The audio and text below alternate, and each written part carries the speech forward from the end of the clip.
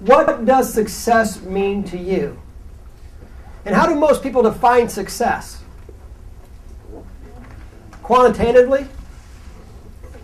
Money, power, title, things. That's how a lot of us define it, but that really isn't what success is to so many people. And so what you need to do is understand what is success to you. Not society's standards, but your standards for success. And we're all different. And someone earlier, I think it was Brett that mentioned that you have to be careful on how you define success. Clay was. So you're going to get credit for that. But how we define success is different for all of us, and it should be. I'll share with you a couple of stories. As I said, I'm an adjunct professor at Indiana University, and this is part of the curriculum as well, taking them through the life print to figure these things out. And one of the ladies in the room, at the end of the night class that we had, she came up to me and she said, you know, I really enjoyed class tonight, but I'm very confused. And she said, do you have a few minutes to talk? I said, absolutely. So we sat down and we talked. She said, I understand all these things you said about this life print and success and everything, but my confusion is, she said, and let me back up for a moment. She's 42 years young. She's married, doesn't have kids, but she's got a bachelor's degree and she has a CPA certificate. She said, the only reason I'm getting my master's is because my parents want me to. She's 42.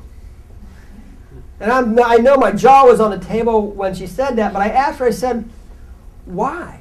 She said, well, my dad's a doctor, my mom's an attorney. My sister's a doctor, my brother's an attorney, and I am just a CPA. That's what they've been telling her. She was just a CPA, and they wanted to be able to tell their friends that their other daughter was not just a CPA, but she had her master's as well. She went on to tell me, she said, if I don't get my master's, they won't pay for it. Kind of threw me a little bit on that one. Like, you really need to think through this a minute. But think about that for a moment. Here she is, 42, and whose definition of success is she living? Her parents. And I remember after 9/11, which was a horrible time for our country, but I was glued to the TV every day, every night, watching the different news programs, and in particular, Larry King. And every night he had somebody on the show that was either directly or indirectly impacted by the bombing. And about 3 weeks after the bombing, he had a panel of people up there, about 8 people. And they had people that perished directly related to them. And the one young lady he was talking to was about 30 years old. And she lost her husband. He was in one of the top floors of the towers when the plane struck. And she was talking about what a great man her husband was and how successful he was. She said he worked for this organization. He had a high-level position. He made a lot of money. He was very successful. And then she said, however, he hated what he was doing. Do you see a problem there? How can you be a success if you hate what you're doing? Whose definition of success? How was he measuring it? Money. She went on to say the following. She said he thought if he could hold on to that for another 10 years and make enough money, then he would go do what he really wanted to do, what he was passionate about. And I thought about that for a while, and it really bothered me because I thought, that guy doesn't have another chance. He's not coming back. And he was living someone else's definition of success. So it really did. It saddened me to hear that. But it was about 2 or 3 weeks later, I forget where I was going, but I was driving somewhere, and it really hit me. It wasn't just that guy in the World Trade Center. It's the majority of people. We think like that. Someday we're going to do something different. We're going to make a change. We're going to get out of this rut.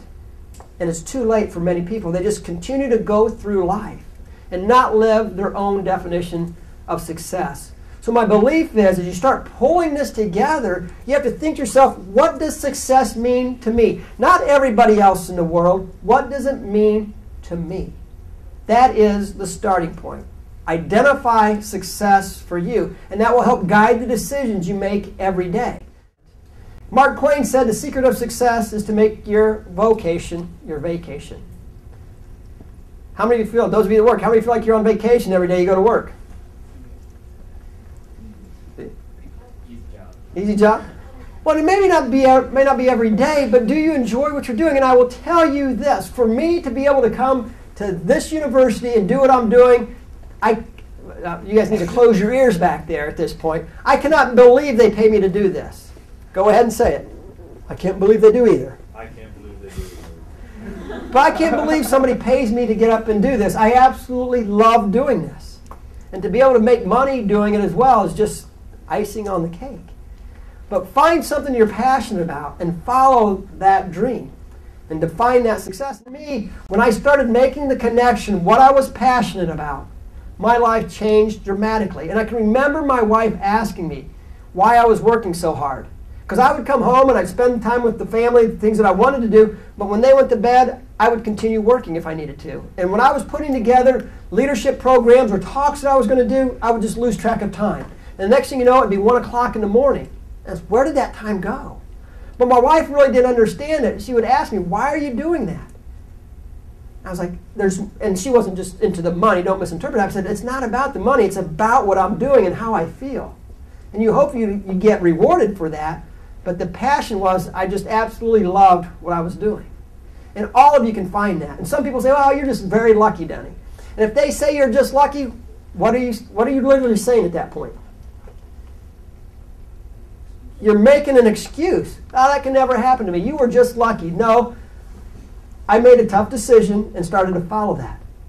And that's what a lot of us have to do, to make that a reality for each and every one of us. So you have to figure out what you're passionate about as well.